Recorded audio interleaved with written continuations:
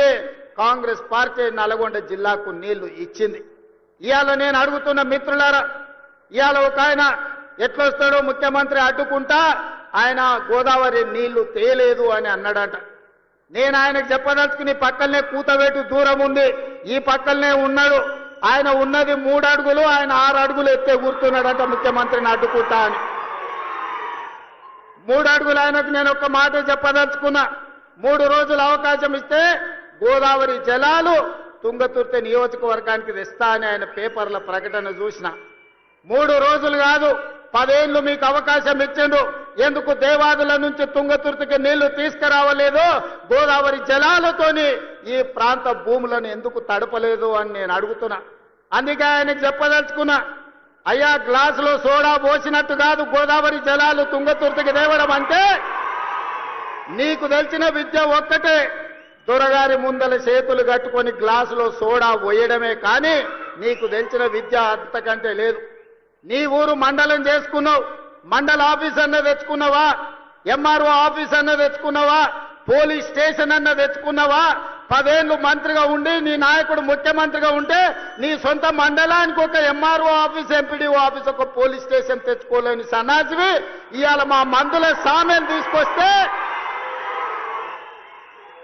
సిగ్గుతో తల వంచుకోవాల్సింది పోయి ముఖ్యమంత్రిని ప్రభుత్వ కార్యక్రమాన్ని అడ్డుకుంటానని ఆయన ప్రగల్భాలు పలుకుతుండు.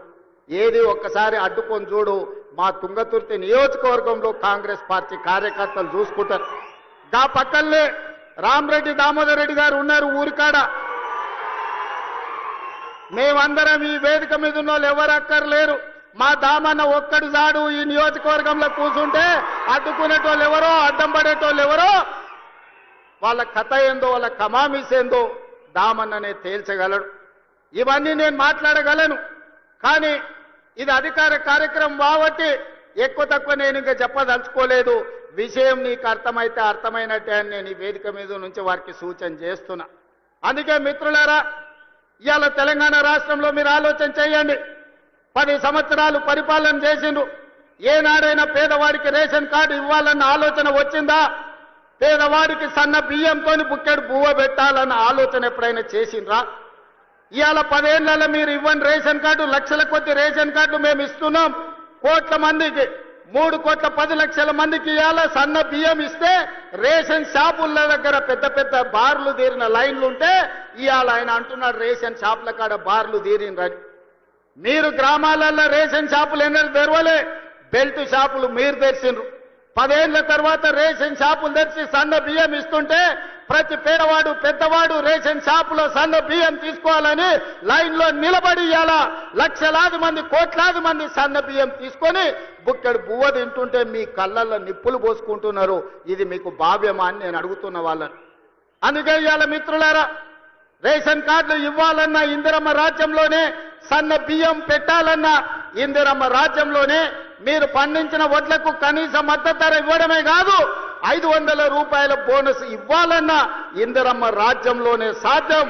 మీరు బ్యాంకుల్లో తెచ్చుకున్న అప్పులు 2 లక్షల రూపాయల రుణమాఫీ, 25,55,968 మందికి 21,000 కోట్ల రూపాయలు 15 ఆగస్టు నాడు మీకు రుణ విముక్తులను చేసి ఏ విధంగా దేశ స్వతంత్రం పేదలకు వచ్చిందో, రుణ విముక్తి నుంచి బ్యాంకుల నుంచి స్వతంత్రం ఇప్పించి పేదలకు 21,000 కోట్ల రూపాయల రైతు రుణమాఫీ చేసిన ప్రభుత్వం ఇందిరమ్మ రాజ్యం అని నేను ఈ సందర్భంగా చెప్తున్నా.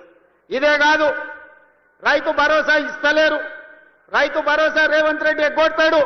రైతులను మోసం చేసిందని ఊరూరా వాళ్ళు ఒగల ఏడుపులు ఏడ్చిండ్రు. ఇంటింటికి పోయిరు, కడుపులో తలకాయ పెట్టిర్రు. కడుపులోనేమో సంతోషంగా ఉంది, ఎగ్గొడితే బాగుండు మా పండుగ వండు అని.